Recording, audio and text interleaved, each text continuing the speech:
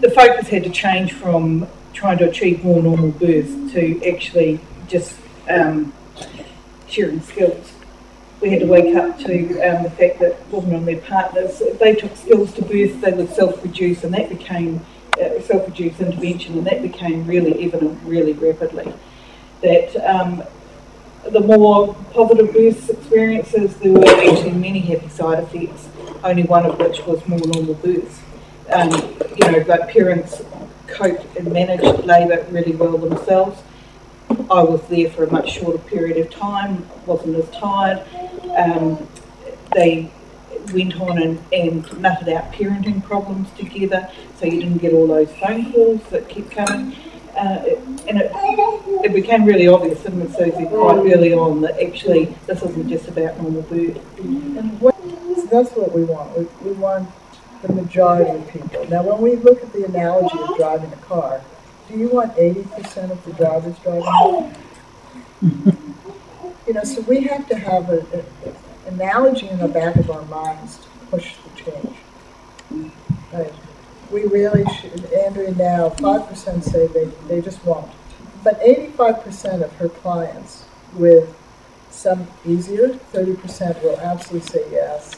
Then from the 30% to the 85 will be on a continuum of how easily she can persuade them to, and how much she insists they do. And 10 to 15% say they will but don't. And the fact is if you can get your society to expect that that's what they will do, it becomes easier. Right now, Andrea and Susie are working against a backdrop where we heard women say, I don't need to do the pink kit, my midwife will do it on me. I don't need to learn it, you know, my midwife's going to teach me.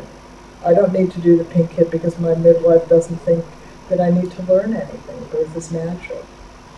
I think one of the problems is that as a profession we are seen as the experts, and we've allowed ourselves to become the expert. So women come to us to expect us to do to them, rather than them to do for themselves. And that's where we turn it around. That's just my personal belief. What point goes first on this? You go. Okay. I've thought about that because I'm interesting. I've heard every reasonable reason why not under the sun. And that's one of them. When you and because often you have to have analogies. Yeah. Okay. So the analogy in the health field was, let's say, diabetes. I mean, a number of years ago, it was basically the doctors would say, here, do this. But now in diabetes, it's changed. You have to change your diet. You have to get exercise. So maternity is a unique part of the health system. And it actually could be quite easy to change the message because you have set up a partnership model. So but when it comes down to it, brass tacks, practical, you spend X number of years being trained to be in your profession. And within the woman's model of this, you're saying your responsibility is making a birth plan. For me, to you as a woman, you are asking me to do very, very little to support you in your profession. You really want me as a woman to have in my partnership model that I am willing to take on the responsibility to prepare my body to give birth and to use skills at whatever level I can use them in the birth that I am with you. Because what I don't know and you know is that you're tired. And what I don't know is how other people behave in labor.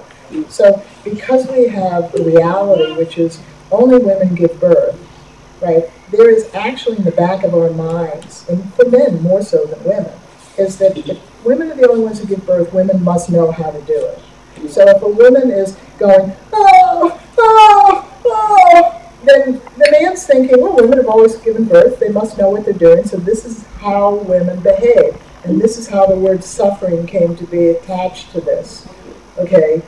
But because you do something doesn't necessarily mean you know how to do it, okay?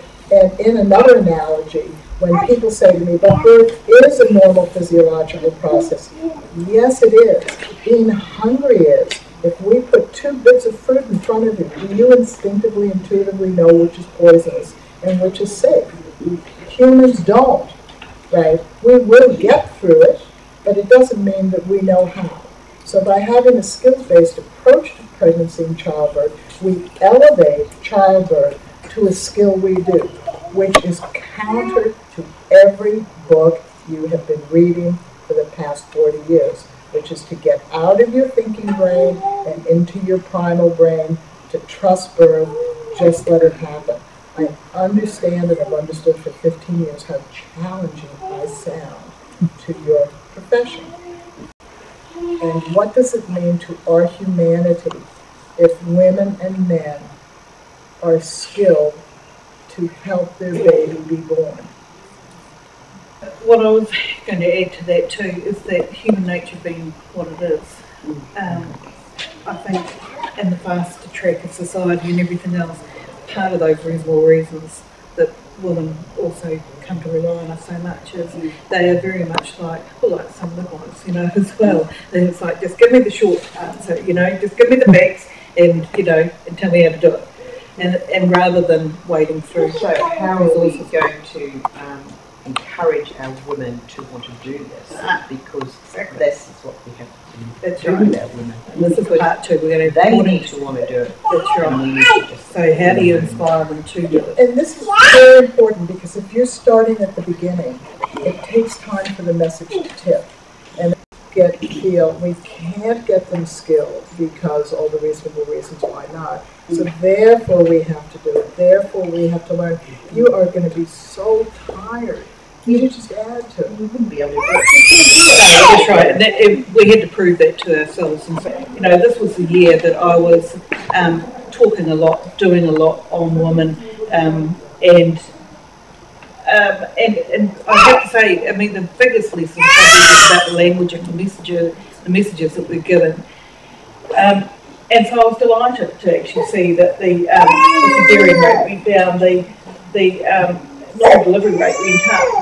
However, the forceps 1-2 rate actually probably went up on the previous year. So more were getting into the pelvis, they just weren't getting out. Then I realised, well, I only taught the pink hip skills, not the internal massage. So 2002 was the year that I started getting over myself and talking internal massage to women. And that's when the biggest change happened. Andrea wanted her clients to self-learn it. And they did. And I have to say that, in those early days, we used, like I'd say to a couple of let's learn this together. And, women were incredibly generous with their time, their energy, and their bodies, I have to say. When it got to the internal massage, it was one woman, knickers off in the lounge, right, for God's sake, Andrea, get over it, And the target group for me to start with was those primates, those long primate posterior labours.